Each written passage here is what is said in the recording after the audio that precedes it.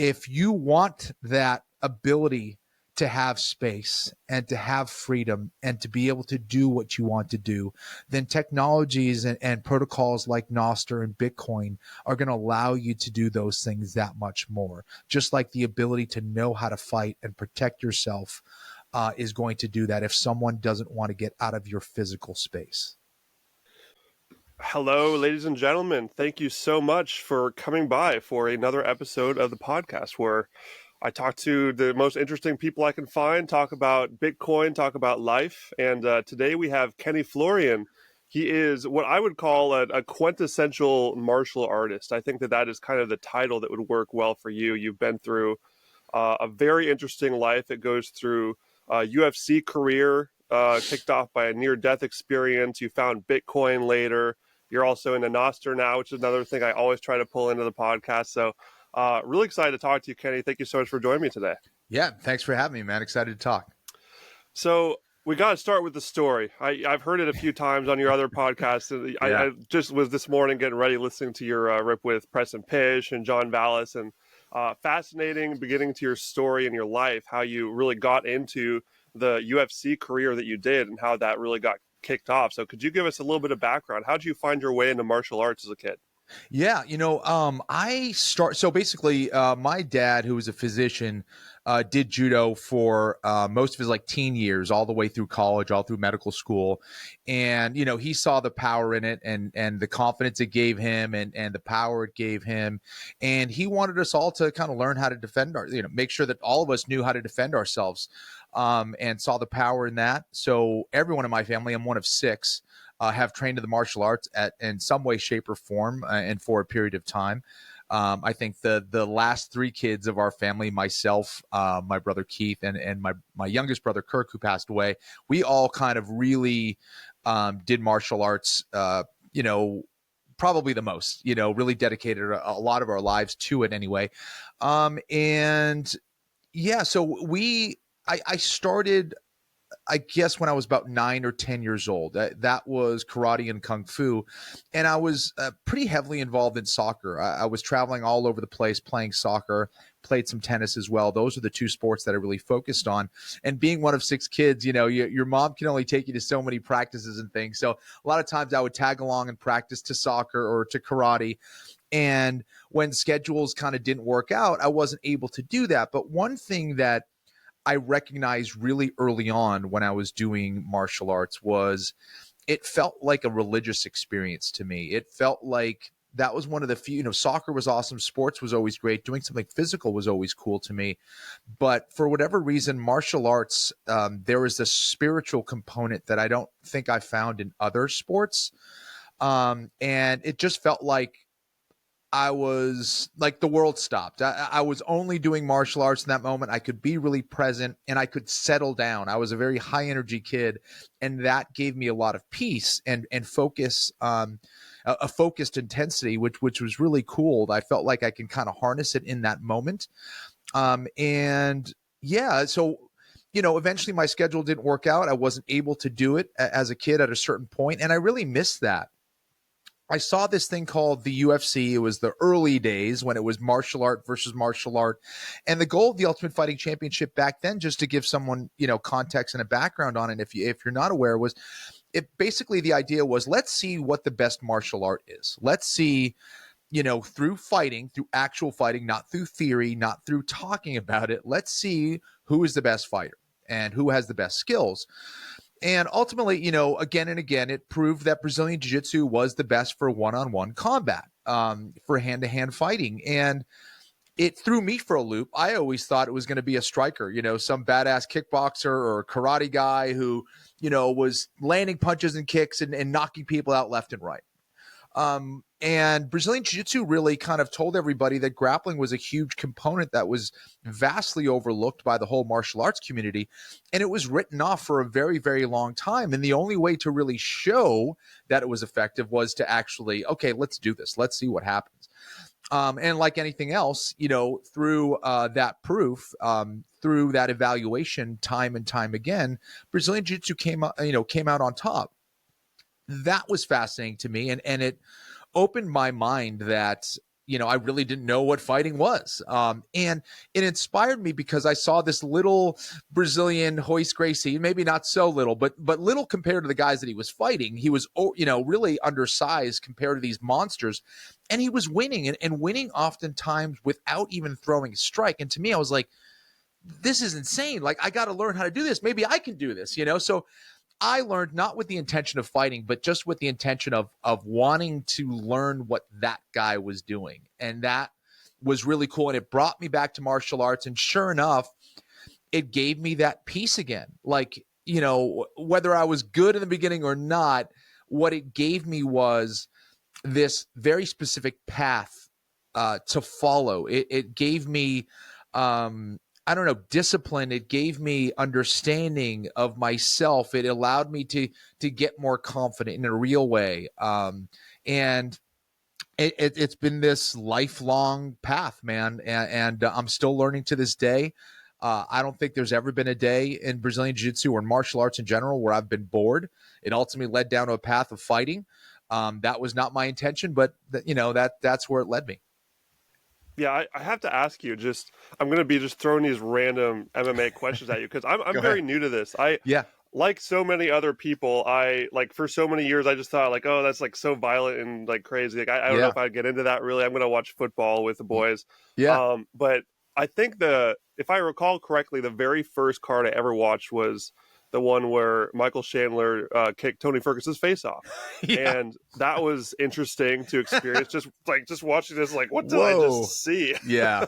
Yeah. And it gets addicting because this is a completely different experience that you're watching. You're watching two people who have it's just extremely intimate, Yes. It's someone, they've spent months and years and sometimes even decades training to be the absolute best at their craft, and they go into a cage ready to die to build their legacy. Like, that's crazy. That there's something really interesting about that and fascinating. Yeah. And it puts you into the mind of them as well. Like, and you were there, just like, what is going through this person's mind as they're walking out? And that was one of the questions I was going to ask you. You mentioned how this was really a religious experience for you. I have to imagine when you, like, for you, for example, I can't remember what year this was. I wasn't watching at the time, but when you're walking out to face Jose Aldo for the featherweight title, he's the scariest dude on earth at the time. And what's going through your mind as you're back there preparing and walking out to the cage? Yeah. So a great question. The honest answer is that it's evolved. It evolves. Like, my first fight, that internal mental experience is way different than what it was against Jose Aldo, interestingly enough. And what's so funny about that is Jose Aldo, as you mentioned, was like the scariest dude on the planet. He was like the number one pound for pound fighter in the world at the time, and largely recognized as it anyway. That's always up to debate, but I think by a lot of people he was considered that. And in my first fight, I should say my first fight in the UFC, when I was in the finale of the Ultimate Fighter, I was terrified. I think that was the first time that I realized that fear could really take you over. I had 3 fights or 4 fights prior to that experience. Didn't really experience fear necessarily, maybe a little bit of nerves, but not to the level that I experienced against Diego Sanchez in the Ultimate Fighter Season 1.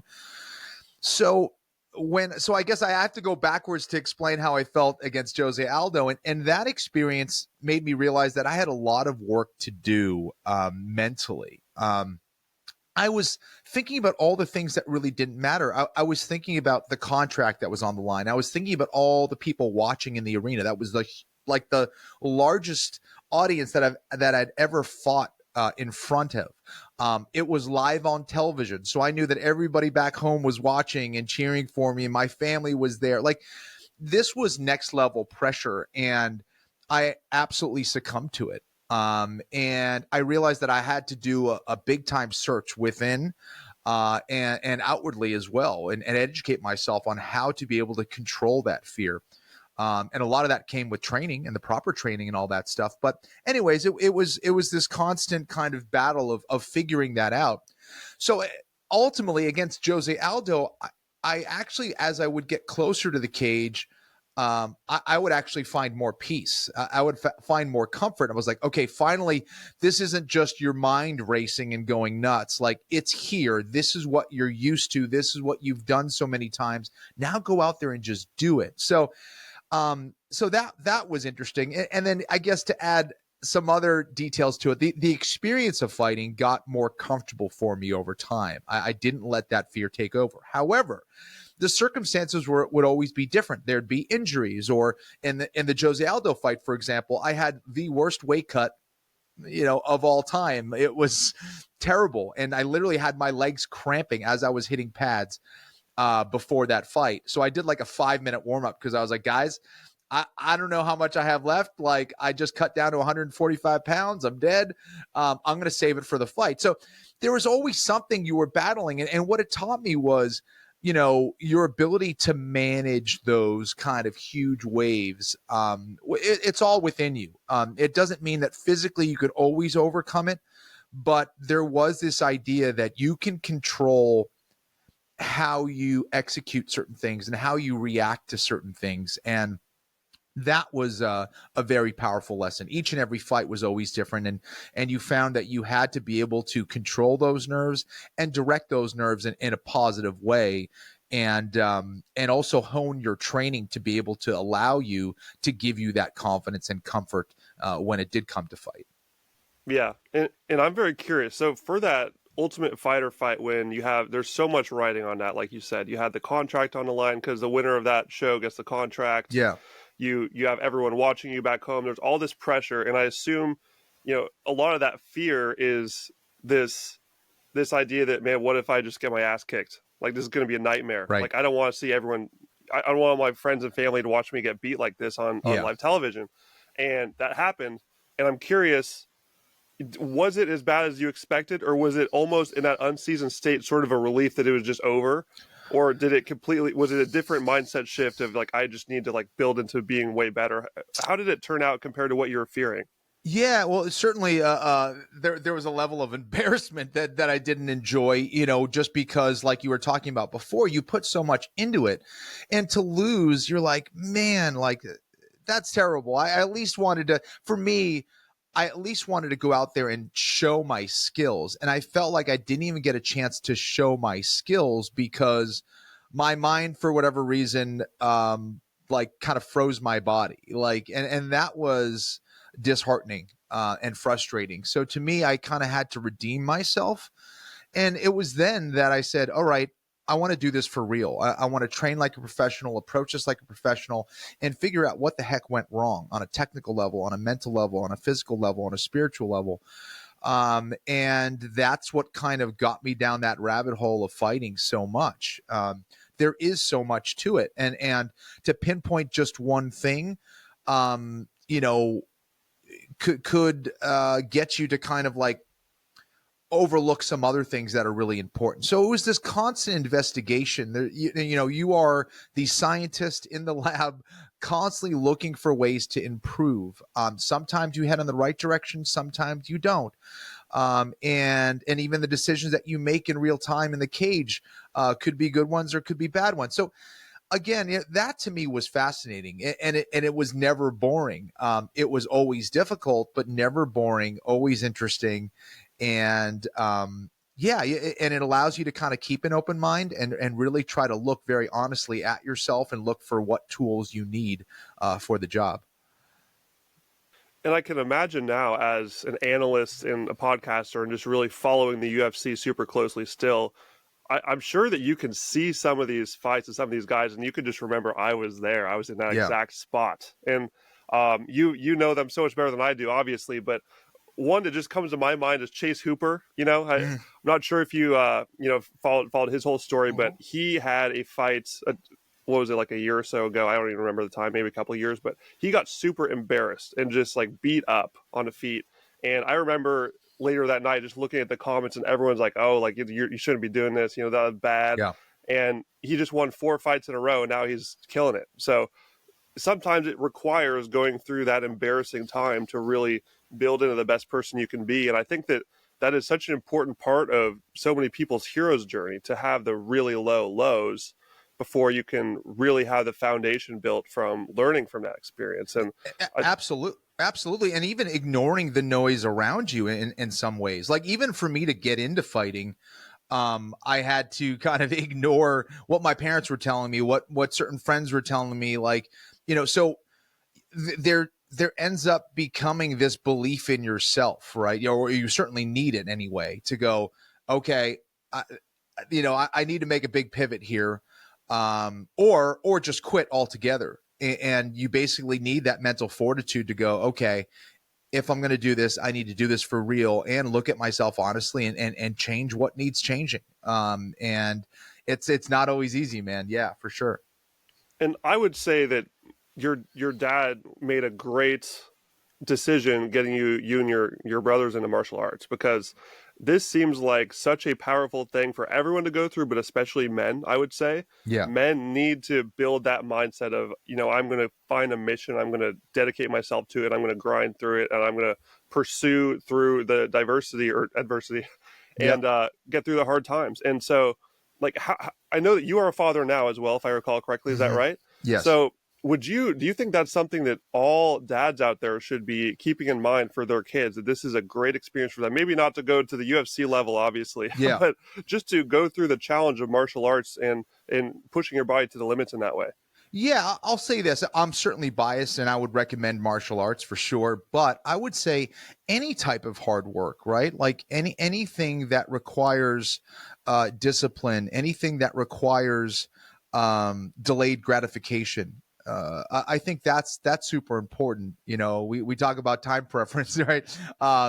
In Bitcoin and stuff, but that is so important. Is like the work that I put in right now may not come to me tomorrow, but I will see the results of that eventually. And teaching a kid early on about working through those things are huge. Like my wife's amazing with allowing my kids to get involved in what she's doing and to do things on their own. Like, even if they're like having a little fight over something, it's like, let them work it out. Let's give them the ability to work it out on their own. If we need to step in, of course we will, but like, let them work it out. Let's see how they, go through this. Oh, you want to help cook? All right. Let's allow them to kind of do those things and enjoy that process. And also understand that, like, it's not, it may be more of a cleanup or whatever on our part, but it gives them ownership over themselves and their ability to do things, and it builds their confidence over time. And you don't just start doing big things out of the blue. Some people maybe can do that, but I think that, like, just like running, you have to be able to crawl first. Then there's like the standing up part. And then there's like, the stumbling around and falling. And that falling process is super important in your journey towards eventually running and sprinting.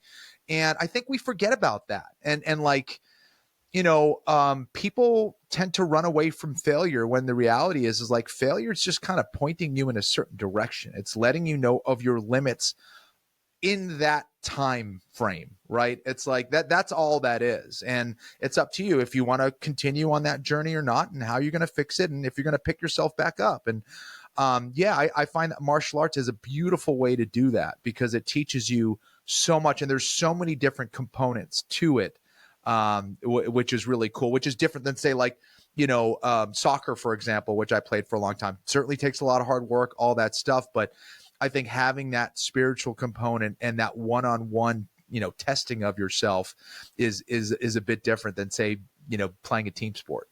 Yeah. It really comes down to just you, and that's it. There's no one else to blame, man. Yeah.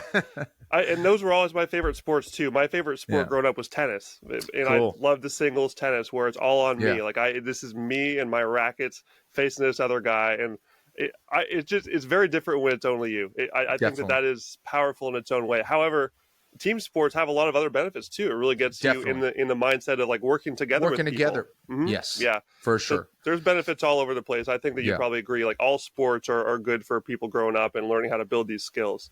Definitely. I would like to bring things back to a part of your story we didn't get to touch on, which is that near-death experience you had in Brazil. Mm-hmm. I think that is a very interesting story. And I had somewhat of a similar one early in my life too. So I'd love to just kind of hear your your Yeah. take on that, how that played a part in your upbringing, your life, and how you're this mind that's always changing for you. Yeah. So, when I look back on it, I think about how great it was, but also how unfortunate it was that I needed that to, have, I guess, the will to want to do what I actually wanted to do. Now, I was working a full-time job. I worked at a translation agency, and I was on the financial side of things, and I would get, boring things like prospectuses and 401k plans translated into different languages and stuff. And that's what I was doing. And then at night, I would go and train jujitsu. Um, when I had the time, when I had the vacation time, I would go to Brazil and compete or train. Brazil at the time was the best place to go and learn jujitsu and test yourself. So I would take that time, go over there, invest in myself, and train with the best in the world and learn. During one of those trips, I was up in a place called Pedra de Gavia, which translates to Gavia Rock. It's in Rio de Janeiro. It's a beautiful point that kind of overlooks all of Rio. And a lot of people actually go hang gliding off of there. A lot of people go hiking, and it's just beautiful. It's kind of like a rainforesty part of that area. And we would go up and do it as a workout. We would either run up it or hike up it. And we go into the waterfall, go into this cold waterfall. And that was a part of our workout on Saturdays. And then we'd kind of hike down the mountain and kind of go into training later or whatever. After one of those workouts, I was with some friends, and we kind of went off the path a little bit. And it was dirt, grass, moss. And it was wet. We were wet from the waterfall. It was wet because it was always kind of a little bit damp in that area. And there were some steep areas, and we were just kind of screwing around, being young and dumb and thinking we could do all these things. And my buddy kind of slipped down the mountain a little bit, was kind of sliding down and caught a tree and was like, whoa. And we all kind of laughed oh, that was close. Damn. And then, we kept going down, and then it was my turn, and I slipped, was going feet first down the mountain. My buddy went to grab me. I had a tank top on. And he grabbed me enough to kind of spin me around. So now it was going headfirst down the mountain. And because of the weight and speed of how I was sliding, he couldn't hold on to me. And then all of a sudden, I just felt air. It was just poof. And I was just falling down. And it was probably, I don't know, a 25-foot drop or something like that. And, I literally had that kind of, life flashing before my eyes. And I remember just being really sad about the thing. I was thinking a ton of thoughts within that short time period. It was man, I can't believe I'm going to die in a country far away from my family. I was thinking about how are they going to get my body back home? I was thinking about how they're going to get me off the mountain. I was thinking about how sad I was that I never pursued what I really loved in life, which was martial arts and jiu-jitsu. And I remember just being sad. I'm and also thinking very vividly and intently on, well, I guess this is how I'm going to die. I feel something caught me. I land, and it was actual rock. And I didn't feel the impact of falling on a rock. I almost felt like I caught myself. I almost landed like I would in martial arts. I tucked my chin, I slapped out, and somehow I landed I went off the cliff head first and somehow did not land on my head. And anyways, I landed on the rock. My friends couldn't see where I fell. They thought I was dead. I heard one of my friends talking I think he's dead. One started crying, and I'm listening to this, and as I caught my breath, I just started laughing. And that was I was either going to cry or laugh, I guess. And I just started laughing and I'm guys, I'm down here. I'm down here. And I just started laughing. And they kind of climbed down. They kind of pulled me up off of this ledge. If I didn't land on that ledge, I would have fallen probably hundreds of feet. It probably would not have been great for me. But yeah, and then after that, we kind of walked down the mountain. Everyone was pretty quiet. And that was the thing that gave me the impetus to really kind of go home and reevaluate my life. And a lot of things changed after that. And I realized that life was short, and you only get one. And it was my opportunity to really pursue what I truly loved in this life. And I remember having the conversation with my ex-wife, my wife at the time, with my parents, and everyone around me was like, you're crazy. I know you've been wanting to do this, but like, how are you going to make money? What are you doing? This is crazy. Like, and everyone was telling me how dumb I was. And, yeah, it was on me. And I almost felt this great relief, even though I was making, no money at all. I was, pretty broke, and, living on people's couches and trying to figure out what I was going to do exactly for money in the time, in the time being, because I wanted to compete. There was no money in competing in Brazilian Jiu-Jitsu tournaments. And I started teaching at my gym. Actually, even before that, I remember going up to my instructor and telling him that I wanted to open up a jiu-jitsu school. And he was like, well, listen, man, if you open up a school, all the students are going to leave and start training with you. So like, out of respect, I didn't even open up a school. I was like, all right, crap, I don't want to do that to my instructor. He's been so good to me. Like, why would I do that? All right, well, I guess I'm going to compete. And I was like, can I teach here and make some money doing private lessons here? He's like, yeah, sure. So I made money doing private lessons. I would use all of the money that I would earn. I would, get my little RAV4 and travel all over the country competing and sleeping in hotel rooms with other guys that were like competing with me, everyone in kind of one room, all of us like pretty poor, trying to figure things out.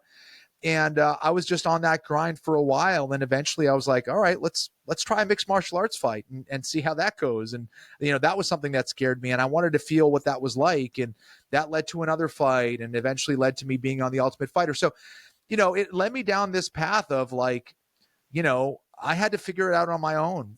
I had a lot of help. I don't want to say I did it all on my own. I definitely had a lot of help along the way. A lot of people who shared some amazing information with me, and, training and helped me out financially, and, sponsors and fight promotions and all that stuff.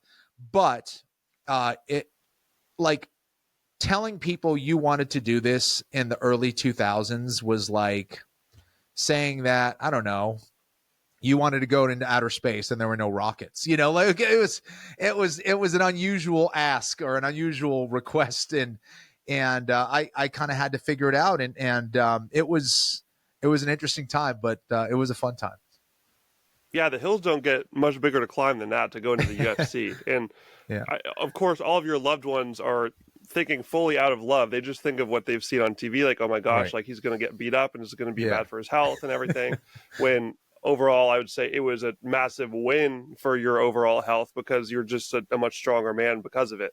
Yeah. And I talked to this guy, Max DeMarco. I'm not sure if you know him. I know Max. Yeah. Yeah. I talked. I was on his podcast not too long ago. Oh, cool. Amazing. Max is the man. Perfect. Yeah. So he talked about his whole story, how he went to do Muay Thai in Thailand, and how Yes. going through that experience of fear was really, really positive for him, and he ended up winning. So just a super cool story, and this definitely inspired me to look into maybe doing this someday. Who knows? But it really shifts your brain in a way that changes the way you look at the world, and there's no way to replicate that in even a sparring gym. When you are truly going in the ring with someone who wants to kill you, and see what you got and put your skills to the test. And 100%. It's unfortunate that sometimes it takes a catalyst, like almost dying, to Yeah. get there. Yeah. In the real world, I guess in a way that sort of just frames things differently for you. And for sure, man. And we know that, right? But do you feel that? Do you really know that? And sometimes it takes those experiences to really wake you up and get you to really pursue your dreams. And it's easy to sometimes to just do what everybody tells you, and sometimes to be a people pleaser. And that's a whole other conversation as well. But like, finding what you truly love, man, and going out there and doing it, and getting that encouragement from the people around you. And I think that's huge. That's how you're able to kind of really build yourself on your terms and figure out exactly what you're made of. Where does Bitcoin come into all this? Because I remember at the conference in Nashville last year, I saw you up there on stage. I was in the audience, and just listening to you and Chris Cyborg and some other folks talking about the athletic side of Bitcoin. Well, I mean, we need more athletes to know about this, but how did this come into your life as an athlete? Was it through the UFC or just some friends told you how to end up punching in there? Yeah. So I remember I was in Los Angeles, living in Los Angeles at the time. And I had a buddy who had told me about it, and he's like, "Hey, Bitcoin just dropped to like 72 or $75." He's like, you would love this thing. Like it's crazy." And he was telling me a little bit about it. And I was like, "Okay, yeah, that's interesting." He's like, "You should like get some, like for sure." And I was like, "Okay." And I thought about it, and I was like, like I remember asking him like how I could do it, and it wasn't really so easy at the time. So like just figuring that out. And then I had a couple different properties. I had two places in Massachusetts at the time. I was renting in Los Angeles, and I was like, I had that going. I was like, all right, my hands are on a lot of things. I got to figure it out. I was waiting to like sell a property and then like maybe do that. And then I was like, but wait a sec, the government's going to shut this down. Like, there's no way they're going to let this like exist, as I was like thinking about it without really doing like a whole lot of research in it, and like did some, but like nothing great. And even back And then, what year was this, just for timeline? gosh, I'm trying to figure it out. I'd say probably 2012, 2013, Oh, so something there's like like that. Maybe no informational content out there's there not a even. whole lot at all, man. Yeah. So like, yeah, like the education process on it was like, maybe there was like technical stuff, but like, I didn't know. I was not a computer guy to that level. I didn't know what the heck any of that stuff meant. Like, okay, I get it, but like, I don't know. The government's just going to shut it down. So, like a lot of people who hear about Bitcoin for the first time, like you kind of write it off, or you just take a quick glance and you kind of make excuses for why you shouldn't do it. And I was doing a lot of that stuff.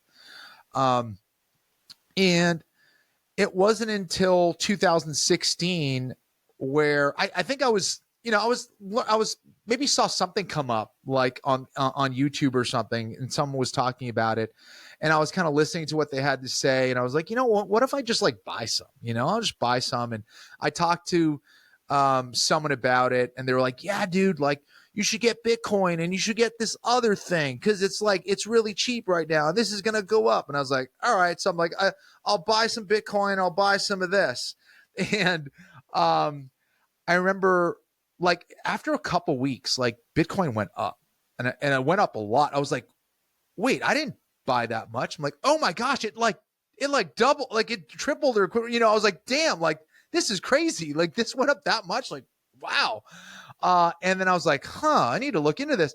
And, went through that journey of like figuring out what this is, like, what are these other stupid coins? Like, what's the deal? And then finally in 2017, I was like, all right, it's about Bitcoin. I see that. So, went all in on Bitcoin. So I really tell people, I'm like, I was a Bitcoiner really in 2017. In 2016, I didn't know what the hell I was doing. I didn't know anything about anything.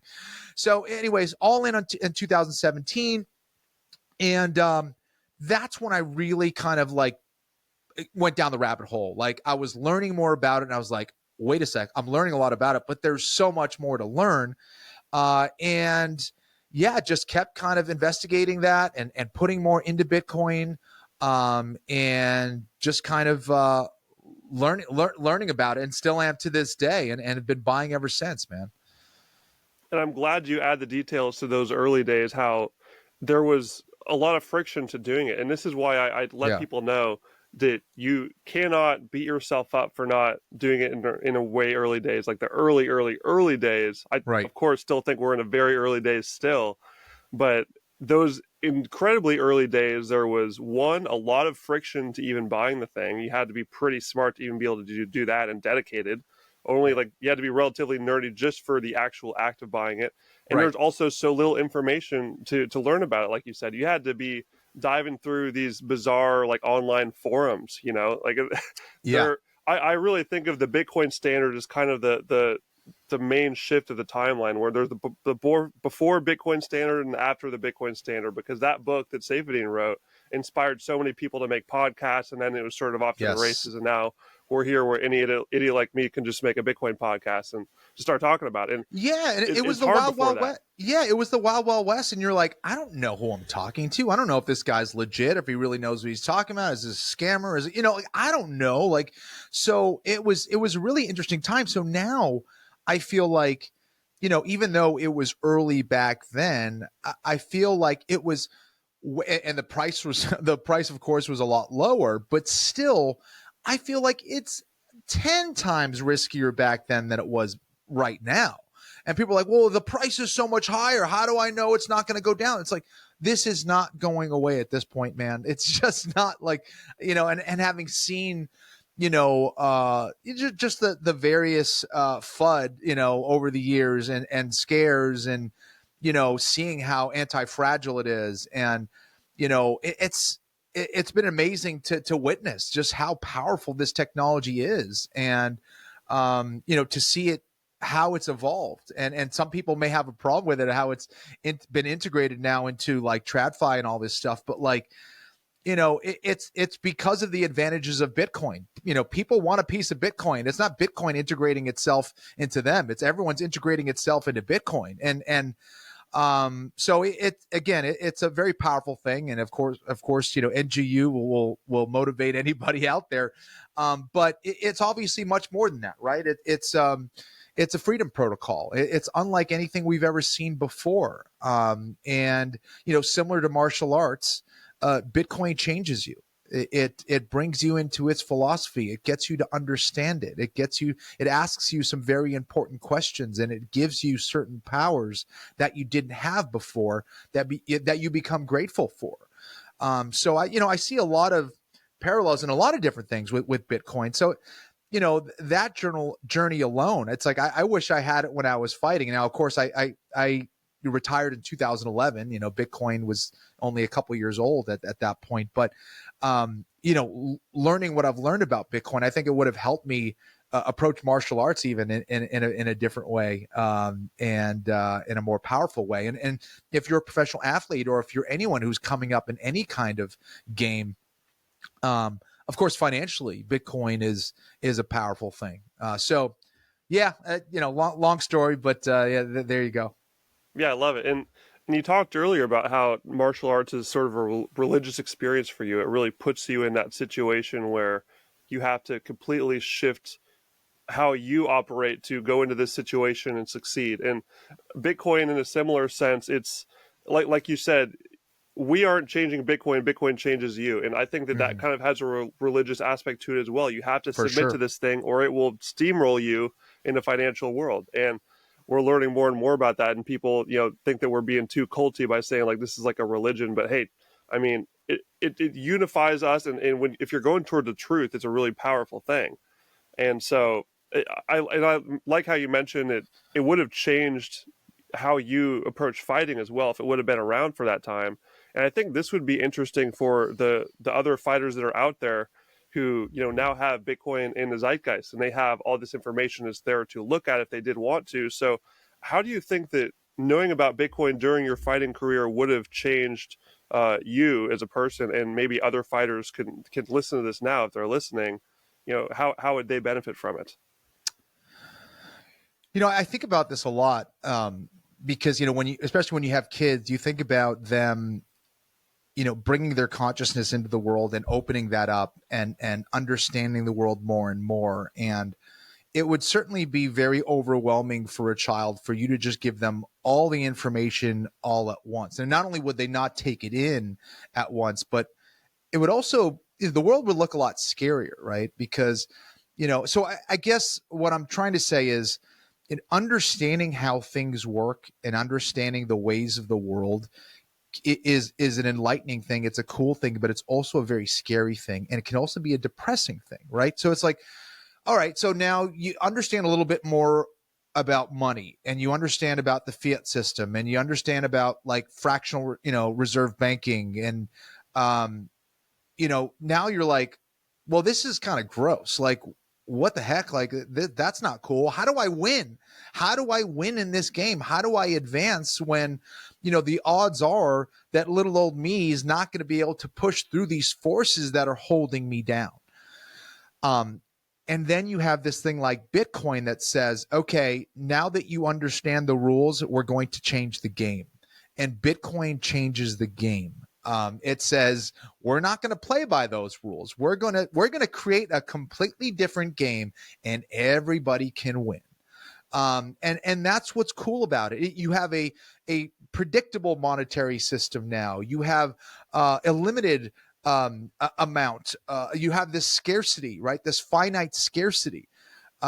Whereas, things like even gold or money, it's like, how much gold is there? How many dollars are out there? What's the macro landscape like? What's the political landscape like that's going to dictate what they do with the money, and who is going to benefit from that money? Like all of those things, to take all those things into consideration and then figure out like, oh, what stocks am I going to invest in, and who's the CEO, and what's the landscape of what this business is operating in. And I have to figure out now how to make my money grow, and compete with this other thing that's called inflation, that's devaluing these dollars that I work very hard for.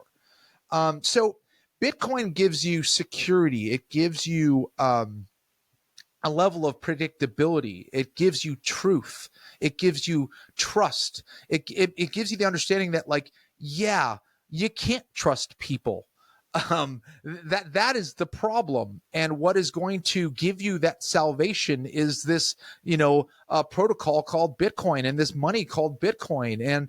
And so in that, it takes away a lot of stress. And I remember talking about this with like Robert Breedlove way back in the day, is like, it takes this load off your shoulders, and it gets you to breathe a little deeper, and it gets you to feel better about your savings and the money that you're putting away, knowing that it will be preserved. So long as you expect to kind of put this away, and this is a true savings, not like a money that I need tomorrow necessarily, but like, so anyways, and even just like the philosophy of it, I talk about Bitcoin and its power, because I think similar to fighting, when we look at fighting, we always say like, well, here you're going to get these skills and you're going to be able to kick that guy's ass. And you're like, okay, that's cool, but there's no guarantees in that. What's more powerful is if you know that you won't be killed, or if your defense is to such a level that you can survive basically anything. And if you know that they will not be able to take you out. That is a powerful thing. And Bitcoin gives you that because, again, it preserves your savings. You're not in this other game where eventually if you leave it in there, it will go to zero. Or it's definitely going to be devaluing, right? One way or another. So you're not going to be chasing your own tail in this other system. It's going to protect you from inflation. It's going to grow your money over time. It like I said, it is predictable. It is truthful. And it is secure. Those are all defensive abilities that I think give me way more peace of mind. And those defensive capabilities, just like fighting, are the things that kind of give you that confidence and allows you then to kind of develop those other things. So like if it allows you to survive and eventually thrive, that's something that is truly, truly powerful, that is world changing.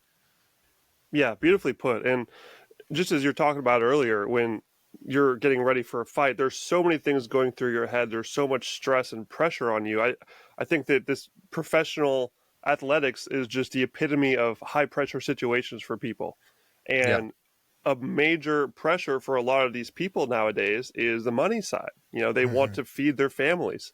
And if Yeah. they lose this fight, they go in there and get beat up, then they don't get to feed their kids, So Yeah. that is a major factor for a lot of, all working people, of course, today. But, I think athletics is a really glaring example of where the financial pressure is huge. And not only that, but if you make it all the way and you get into this sport, whether it be UFC or another violent one like football, these Yeah. people know that they're not going to be in there forever. It's a short time period they get to do this. And this is why it's good to see there's a lot of energy being placed in trying to orange pill these people and explain to them this is why Bitcoin can really be huge for you, because you're making a bunch of money as a pro athlete that you can put into Bitcoin so you can make a decent stack. It Yeah. also gives you this peace of mind that you talked about, where of course, it requires a little bit of education about inflation, these things like Yes. that aren't unfortunately common knowledge for everybody. I Right. think that that's starting to finally peak to the level where people can notice that something is up, because things are just getting more expensive everywhere. A Right. good, solid sit down chat can usually get through to them. This is the problem, and here's the solution. Yeah, it's So, in everyone's face right now, right? I yeah, mean, and unless you are, extremely wealthy, it can be, it's easy to see right now. Maybe before, not so much. But I think it comes down to, like, all the great Bitcoiners like yourself out there that are educating people on this. All the great books that are being written out there, and even now, finally, like, even mainstream media talking about it and things like that, and also.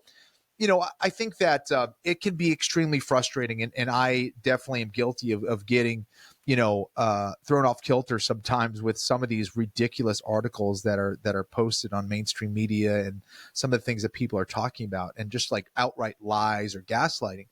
But the cool thing about that, if you're looking at the positive side, is that anytime someone is speaking on this or writing about this, there's going to be a history that comes after that. And it's just like fighting. We're going to see what's what. And if you're writing a certain thing, or you're saying a certain thing, and you're this mouthpiece for, whatever it is, and you're seeing that the exact opposite of that is happening, and you're seeing all the mechanizations around you that is going against all of that stuff that you labeled as proof or real information, then now you've been proven as being wrong. So that's why it's like, this is the importance of freedom of speech. It's like, let everybody talk. And Jordan Peterson talks about this. Like, let everybody talk. Let's see what's what. Then that way we can actually point the fingers and see who's right, who's wrong. Let everybody talk. And we're going to see what the real information is. Let just like you want to let the free market play itself out in real time. That's why you need this. So, a lot of those people have been proven wrong, and now people are going, wait a sec, this inflation is not transitory. It is still here, and I'm paying $40 for eggs or whatever. and it wasn't from the Beyonce concert or whatever they put on the headlines. It's just Right. ridiculous things that they blame it on. It's crazy. Yeah. I want to call some people out right now, because I mean, there's so many people that, as we talked about this earlier, how you look at these characters going through the UFC. These guys are such Bitcoiners, man. They have all these like mental just frameworks that fit so well into the Bitcoin mindset. And so, are there any UFC fighters out there right now that are active that you would just love to give an orange pill to? Are there any that you've talked to about this, that you've seen some resonance? Who do you think specifically would really resonate with this, that we could call out here? Yeah. So, I mean, a lot of people. They're all listening to my podcast, of course. Yeah, exactly. Well, so I've been lucky enough, man, and I feel good about it. I feel proud about the fact that I've orange pilled a lot of people. A lot of people, not only like professional fighters, but people in the mixed martial arts space, which has been really cool. Sometimes it's been a long conversation and several conversations. And they call me the annoying Bitcoin guy, but but it's worked out. And again, proof is in the pudding of where they were to where they're at now. And they've luckily trusted me enough to invest a little or invest a lot in it. And they've seen the results. And, I hope it will continue to change people's lives. But like, I hear certain people talk, and some people have certain part of the story, I think, pretty good, and maybe some part of the story not very good, or maybe seeing it in a different way. And not to say that I know everything. I have so much to learn, of course, and always trying to do that. But I think like a guy like Sean Strickland, who comes across as a pretty angry guy, and this is where and I think he's settled down a lot more. I think he's still pretty angry, but a guy like Sean Strickland, who's like angry at everything, angry at the system, angry about what's going on. Well, it's like, man, you don't have to play their games. You can go into Bitcoin, and maybe he sees it as a scam or not. I don't know. I don't know where he's at. I forget if he had a comment about it. I think he said something of like being scared to do it, but it's like, man, education is going to cure all of that. And there's so much information out there. Go out there and get the Bitcoin Standard by Saifedean, and and on all again, so many Bitcoin evangelism. Brian DeMint, and so there's a lot of other great books out there, and information, and take that step into learning as much as you can. Your life depends on it. Your family's life depends on it. And the energy that you spend, you want to be able to get back, and you actually want it to be able to grow. And whether you like it or not, economic energy or monetary energy is probably the most powerful thing that we have. If I want to get anything done in a speedy manner, it's our economic energy that's going to allow us to do that, right? If I want to do something, if I want to impact the world in Europe or in Asia or in my city or whatever, there's nothing that I can do faster than I can do with like money, right? So, and then you think about your family and what you could provide them, the opportunities that you could provide them. And I think obviously the education process and how you raise them is going to be equally as important. No question about that. You don't just hand someone money, the same way that you just hand someone fish and be like, here you go, you know how to fish now. It's like, no, teach them how to do that. Teach them about those processes, teach them about hard work, chasing your dreams and putting in that work and understanding delayed gratification and all that stuff. But Bitcoin's a thing that can help you get there. Yeah, I mean that's kind of one of the first guys that come to mind. Renato Moicano is a Bitcoiner through and through. Yes, I mean, he's talking I'm about so Austrian economics and Austrian economics, and so it's really cool to see that. And he's been a very important part of voicing his opinions. As much as they may rub people the wrong way, but it's like maybe the way he delivers it is a little aggressive, but I love it. I love it. So I think it's really important, and to hear him take advantage of that time on the microphone and do his best to get people like, what is he talking? What's going on? What is he saying? Or to resonate with that. And I think that's really important, man. It takes a lot of courage to be able to do that. I love that. I love that guy, man. Me too. I'm glad you mentioned him. He's at the top of my list because you can just tell it in his voice and his heart that he is so primed for this. Chris Cyborg has been a huge part of that as well. Oh, she's already in it. We got her a long time ago. She's been amazing, and her talking about that has been huge, and it's happening, man. It is happening, and there's other athletes as well. Russell Okung, and so it's been really cool to have those people not only educate people within the sport, and other athletes, but of course get other people who are fans of them to maybe question some things and look into it. Yeah, absolutely. And you mentioned some books earlier there. The one that is perennially in the conversation is the Bitcoin Standard, but I gotta give a shout out to my friend Alex Svetsky, who wrote The Bushido of Bitcoin. Have you heard of this? I can't wait to get it. I can't. Oh, yeah. He's sending me a copy, so amazing. I am pumped to be able to read it, and looking forward to it, man. Alex is the man. So I helped him edit that, so I got a good early glimpse of it, and I mean, this is literally bringing Bitcoin into the context of warrior classes through history. So talk about a good martial arts tie-in. That's perfect.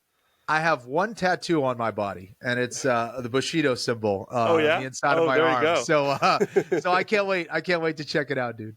Yeah, it's gonna be a great one. And I think a good last topic here to pivot to take this home would be you mentioned free speech, how important that is earlier, and I know that you are into Nostr as well as Bitcoin, and I am in the same boat. I'm starting to bring this up in every episode I can because I think that this really is a great tandem with Bitcoin in terms of freeing people's minds, freeing their speech, giving them a voice and the ability to also start earning Bitcoin a lot of the time. It's a great tool for getting people to see Bitcoin and feel it for the first time as they're receiving zaps in this protocol. So what's your story on Nostr? I know you're not super active on there, but you have your NPub in your bio, so you definitely follow along. How'd that come across your radar? Yeah, so I opened up an account. So at the last Bitcoin conference, finally my buddies were like, dude, you open an account, like do it. Like, I was like, oh, how do I do it? What do I need to do? And you told me how to do it.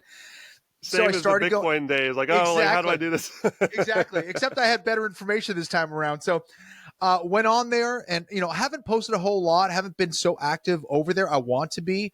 You've been helping me a little bit with that as well. But, I think similar to Bitcoin, right, which cannot be shut down, which, you can't prevent someone from sending money to you, you can't be prevented from sending money elsewhere. Like, it's decentralized, of course. And that's the power of Nostr, where, what you say online can't be shut down. That is extremely powerful and can be preserved. Um, I think if we said that we'd be living in an environment where people are telling you not to post certain things, or that your accounts would be frozen, or what you said could be, shut down, online. Maybe if we went back maybe several years, people would be like, no, man, like, no way. It's social media. This is what it's about. We're sharing information. We're talking about things that we're interested in. If we see something that we don't like, we're talking about it. We could say those things. When you started seeing, governmental entities colluding with social media and, telling them they were going to get shut down, or they were going to be threatened, or that they were working together to go, yeah, you know what, you're right, we can't spread this kind of information, and we're going to limit the algos for this or that. You start to kind of see this whole thing unravel now, and still is. Of course, Zuckerberg coming out about this stuff.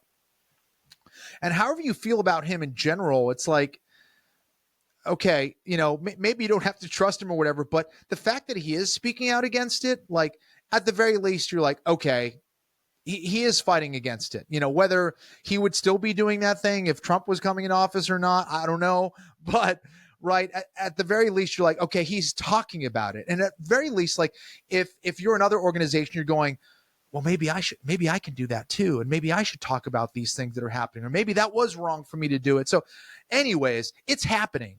And that is a scary thing, right? Because again, absolute power corrupts absolutely.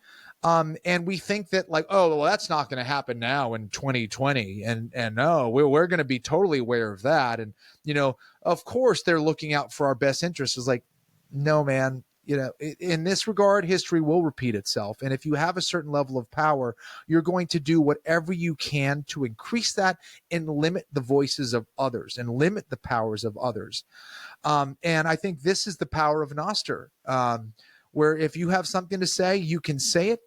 And I think that's an extremely important thing in the United States, let alone in other countries where you are limited in a lot of ways. Go over to some of the socialist and communist countries that are out there and see what that's like. And see that, and you'll realize real quick that there's a need for it. And similar to, like, Luke Roman was talking about this, how a lot of times the people in power, or the people who have, certain powers, are going to see technologies last. I think that, people are waking up to it. It's like you'll only see it when you are the person that is being persecuted. And now we're seeing these people, like, let's say Donald Trump, however you feel about him, whatever it is, this is a guy that has been persecuted in a lot of ways. And if someone is going to see the power of Bitcoin, it's going to be someone like that. And especially a guy who has been acting like a maverick for a long time, both in his business career and as a politician. And it's going to take people like that to go, oh, as powerful and as much money as I have, they can shut me down? Huh. Interesting. And then in comes these powerful things like Nostr and Bitcoin, and it changes the game, man. So I'm really excited about it. I want to be more active on it, and thank you again for offering your advice and your help with that process. Literally, if you just make an introductions post, that is the way that you introduce yourself to Nostr World. Hashtag introductions with a couple of good pictures and just explaining who you're all. You'll instantly get a ton of followers and a ton of zaps. Because I just pulled up your profile. You got only 6 notes, man. We got to bump those numbers up, man. I got to step up, man. When do you think we are going to see the Nostr QR code pop up on the UFC tail of the tape instead of the Twitter handle. When's that going to be happening? That would be badass, man. It seems that like would be Dana badass. White's the type of guy that would be all about this, changing things up for freedom-oriented software. Like, I hope so. Zuckerberg is now put him on the board. What that means, I don't know exactly. He put Zuckerberg on the board of UFC? No, Zuckerberg put Dana on the board of Meta. Oh, okay. Yeah. So, I didn't even know that. So anyways, yeah, so that's interesting. But yeah, I think, we talked about all of these things, but it's like mixed martial artists and fighters in general are the guys that are definitely not going to be shy about speaking their opinion and also understanding the proof of work concept and not being afraid to fight against the forces that are out there, no matter how large they are. And I think that's been huge. And again, whether politics has a role in sports or should have a role in sports or not, if it's going to make things better or fight against, the biases on the other side, I'm for it, man. Like the way that Dana set all that up and had Trump be a part of this and has largely talked about, this freedom of speech and fighting against these forces. I think that's huge, and nothing's going to be perfect, but getting that voice out there, I think is really important. And I think you have to credit mixed martial artists for being able to do that and having the balls to go out there and courage to do that. Definitely. Yeah. I mean, Moicano's fighting this weekend, man. If we can just get Bitcoin Nostr on his radar in the next 5 days, then we can get a Black Swan event. We could. I'll hit him up, man. I've been sending him books and talking to him quite often about this stuff. So I know he's heard of Nostr too. Yeah, he's heard of it. He's on it, man. He's on it. So Money Moicano, man. Cool, love it, man, dude. I think this would be a good episode to keep it relatively short. We covered a lot of good stuff here. I think that we could kind of start pulling things together here to finish it off. But I think I would most likely send this sort of episode to people who are in that athletics mindset, whether it be a pro athlete or someone who aspires to be a pro athlete, and just giving them the information on why these freedom technologies really improve their performance as a human being and as an athlete as well. So what would be your takeaway message to these folks who are listening, who are in sports of some kind and they don't understand like how Bitcoin and Nostr affect their life? What would be your elevator pitch to them, why they should be looking into this, learning more, and making it part of their routine? I talk about this quite often in martial arts sense, and I guess maybe I'll go a little bit long, but I'll do my best to shorten it. I think about the idea of if you were to walk around the cage or walk around in everyday life, and you had someone that wasn't even talking to you, but was walking shoulder to shoulder with you, and wherever you went, they were there. Just that alone is kind of a creepy and unsettling thing. Even if they're not saying one word to you, they're just in your face or close in your space, and wherever you went, they were there. And then I always ask someone, I go, what would you do? And I get right in their face and on the mat. And I go, how would you feel if I was just here in front of you all the time? They're like, well, I wouldn't like it. I was like, well, why wouldn't you like it? Because I like space. I like the ability to move. I was like, oh, so you like freedom. You like the ability to go where you want to go. You like to be able to, you like the ability to do what you want to do. That's interesting. Okay. Well, what if we thought about that in those terms with everything that we do? And that's one of my favorite martial arts lessons is that, and sometimes now we could take it to the other level. What if that person decides that they don't want to move? And now they want to poke at you and they want to talk to you and they want to see everything that you're doing. And they, in fact, maybe want to start taking things from you. What are you going to do about it then? Well, that's where you actually need to do something about it. And how you go about that process is now important. This is where the art part of it comes into it. You could be very violent about your response. You could be very graceful about your response. You could be very elegant about your response. You can deflect, you can block, you could stop, you could push away. There's a lot of different ways you can go about that. Bitcoin and Nostr is an elegant solution to those things, and they're extremely powerful. And I always say that the masters always operate in the invisible. It's the things you can't see that makes it so powerful and so beautiful. And that's where things like superior jujitsu technique comes in, or superior technologies come in to right those wrongs and give power back to you. And if you want that ability to have space and to have freedom and to be able to do what you want to do, then technologies and protocols like Nostr and Bitcoin are going to allow you to do those things that much more. Just like the ability to know how to fight and protect yourself is going to do that if someone doesn't want to get out of your physical space. Yeah, just like those early days of the UFC where everyone was kind of watching and saying all these different fighting styles being thrown into a cage, who's going to win, who's going to be the victor in this Yeah. free market. And Bitcoin and Nostr both have been in that free market of all these different types of money and different types of social media, Yeah. respectively. And they're both kicking ass. I'd say they Absolutely. both And it's won still already. early, man. Yeah. Absolutely. And it's still early. They have been proving themselves, but it's still early. And this is just the beginning, man. These are technologies that are going to change the world and are changing the world. And it feels good to be a part of that, man. And, hope is one of the most powerful things you can have. Belief and faith is one of the most powerful things you can have. And these are things that are adding to that. Could not agree more. Kenny Florian, it has been such a pleasure talking to you, sir. I'm feeling inspired.